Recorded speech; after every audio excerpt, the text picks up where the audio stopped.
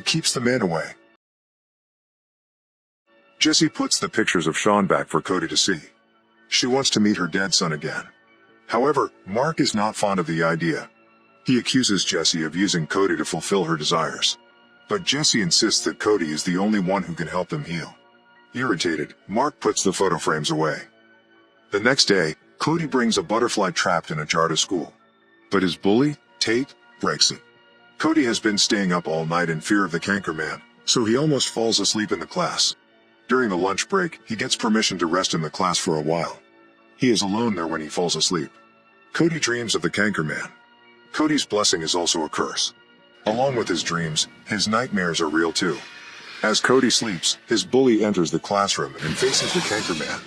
And he sees the Cankerman indulge Tate and yells in fear. Cody wakes up, but Tate has disappeared. The police arrive at the school to investigate the disappearance. Cody cannot risk sleeping now, so he takes coffee to avoid sleeping. That night, Cody reads the book about butterflies like he usually does. He hears a noise. He checks under the bed when suddenly, Tate's ghost appears in front of him and drags him under the bed. Cody tries to fight and screams, "I am awake." Meanwhile, Sean appears before Jessie. He too is saying, "I am awake." Cody yells loudly, which makes the dreams go away. Jessie rushes to him, asks him what is wrong, and tries to calm him down. The following day, Jessie talks to a doctor about Cody's insomnia. Meanwhile, Cody and Mark go shopping and buy stuff for Cody's room. When they get back home, 2 police officers are in front of their house. They want to interview Cody about Tate's disappearance. Later that day, Cody asks the couple about Sean's death, but the couple dismisses the questions. Jessie mixes the prescribed sleeping pills with Cody's milk, unbeknownst to her husband. And he drinks it. Mark informs Cody that Sean had died from drowning as he tucks him to bed. The drug makes Cody sleep peacefully that night. Jessie and Mark are in the living room again.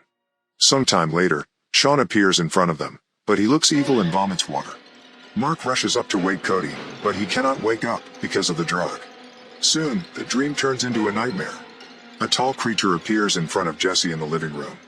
She runs to Cody's room and locks the door. Mark is worried about Cody not waking up. Just then, Jessie confesses to have drugged him. She watches in horror as the creature devours Mark. Suddenly, she falls unconscious.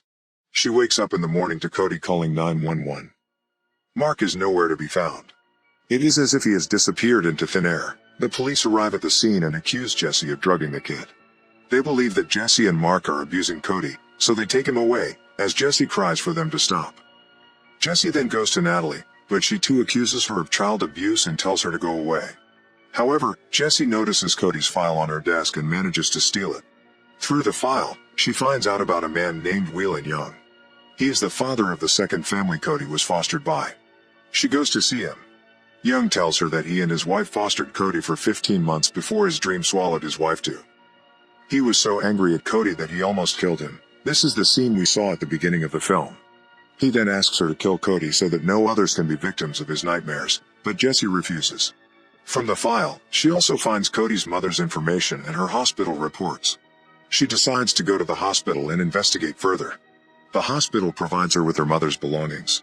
It consists of a pillow shaped like a butterfly in her journal. Reading the journal and the reports, Jessie finds the secret about the Cankerman's existence.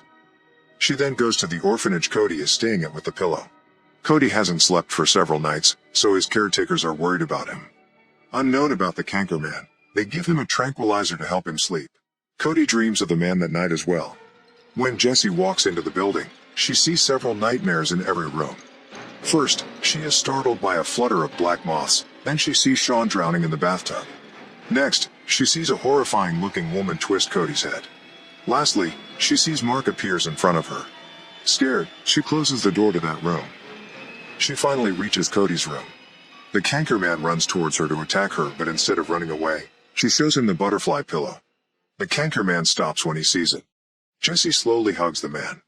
As she does that, the man turns into Cody, who then disappears. Jessie picks a sleeping Cody up and takes him outside. Natalie has been indulged by the Cankerman and comes back to life. She sees Jessie take him away, but lets her. They see several beautiful butterflies flying in the hallway. His nightmare has changed into a magical dream. Cut to the next day, Jessie tells Cody that his mother's name was Andrea and that she died of pancreatic cancer.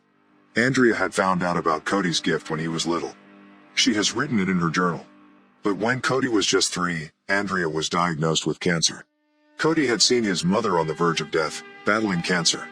She was thin and bald at that time. Since he was too young to recognize her as his mother, his little mind made up that it was the canker man. He was told that cancer had taken his mother away. With time, he made up the canker man, so he believed that he took her away. This began his nightmares. Now that Cody knows that the canker man is not real, Jesse believes that his nightmare will not come back.